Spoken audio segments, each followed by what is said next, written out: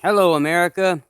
I want to talk to you about the Family First Prevention Act and the Bipartisan Budget Act, where family members are targeting our younger youth for political and own personal interest by enabling our own children. And they're getting free adoptions out of foster care with CPS, Children Protective Services, which affects orphans everywhere. That's messed up. Back to the point of I'm trying to make. This all here is going to hopefully be a reunification program, which right now I got to clean it up. Got a pond in the backyard. Hope to put fish in there, keep the pond full after I dig it all out, but you can't really see it because of all the trees in the way.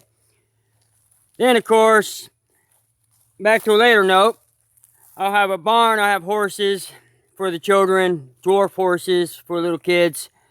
This is all about reunification, children back to families. It's totally different than fostering a child.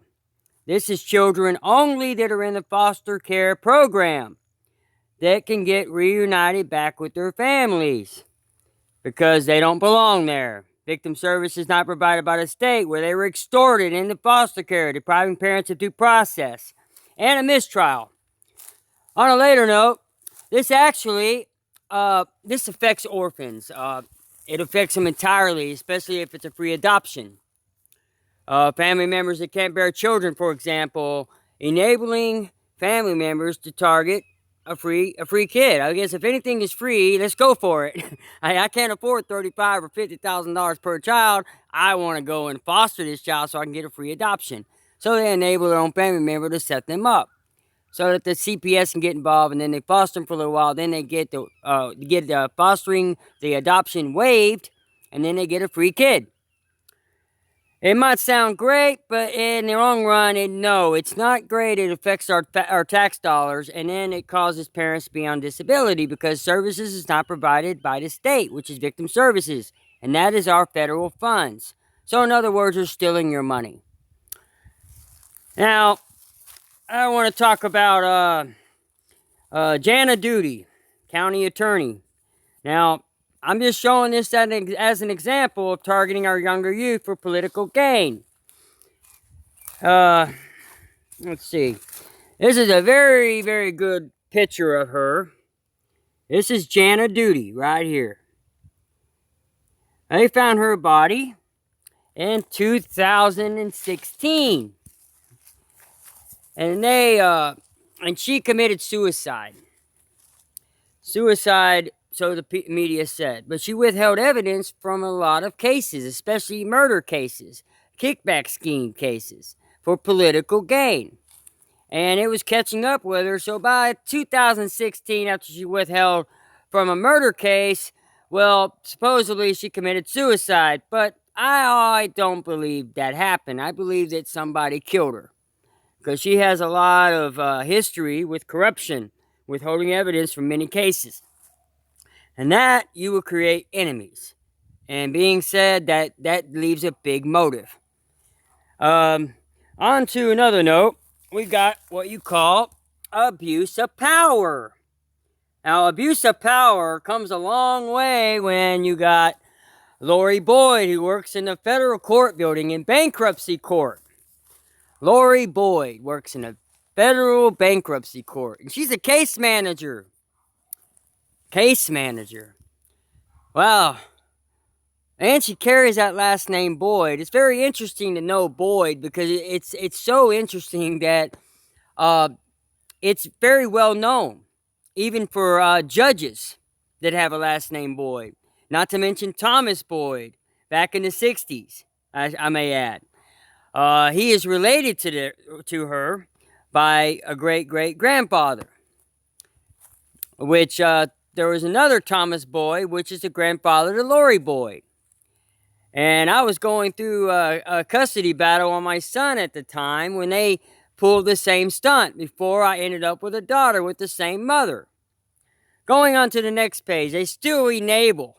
They've been enabling my children their whole entire life. for political interest and political gain. Without providing victim services, police officers even target people with disabilities. They don't evaluate them for disability in a domestic dispute. They just arrest them. And in Florida, they actually have a law that evaluates a person with a disability in a domestic dispute when they come in to evaluate the home. That's the first thing they're supposed to ask, because they can be brought into a lawsuit with discrimination. So they passed a law that because people take advantage of people with a disability.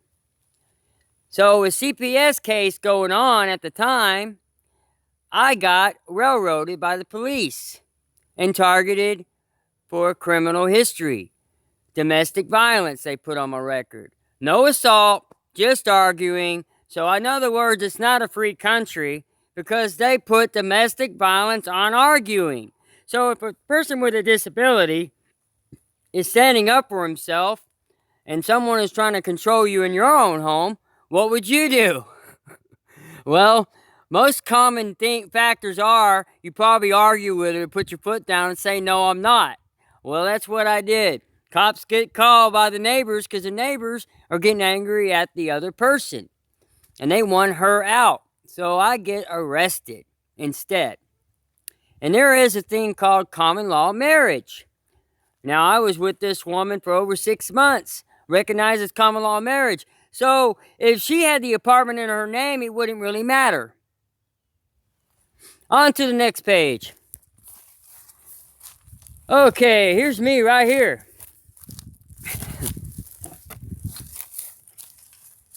Yep, that's me. That's me without prevention. Yeah, they didn't want to prevent. They wanted to steal your money, your tax money, by extorting children into foster care and then pawning them out for free.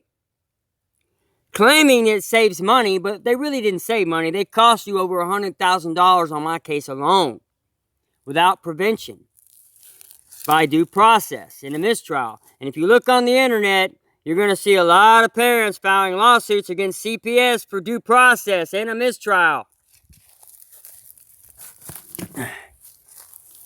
Okay, disability rights.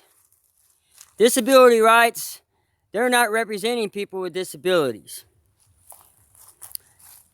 Disability rights is not representing people with disabilities at all. As a matter of fact, they're enabling Children Protective Services to break up families for a profit, for not providing the services to protect people with developmental disabilities. So, they are not helping people with disabilities. They think that people with disabilities are automatically unfit, that they can't take care of a child. Well, if you ever seen that movie called Sam, it's a very heartwarming story about a father who fought for his daughter. And then the state tried to terminate his rights because he had a developmental disability. And guess what? He got sole custody of his daughter. And they still try to say he was unfit because he had a disability. Well, what do you think Disability Rights is doing right now? Enabling Children Protective Services to go after a free adoption. Wow, that's a free adoption. Don't they know that there's a free adoption in the foster care system and disability people are being targeted and they're not representing them? That doesn't make no sense.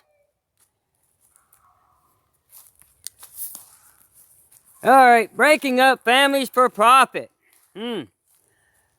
Well, help stop breaking up families for profit. How's that sound? That sounds pretty good. Bipartisan Budget Act. We'd save a lot of money if we stopped all of this. Now let's go down to Hillary Clinton. Man, I'll tell you what, Hillary Clinton, she sure did cause an uproar. Extorting Children Protective Services to break up families for profit. This loophole is costing us a lot of money. Parents ending up on disability services not provided by the state. Federal judge in Texas foster care suit scolded CPS leaders for withholding information. Oh, guess who was over this story?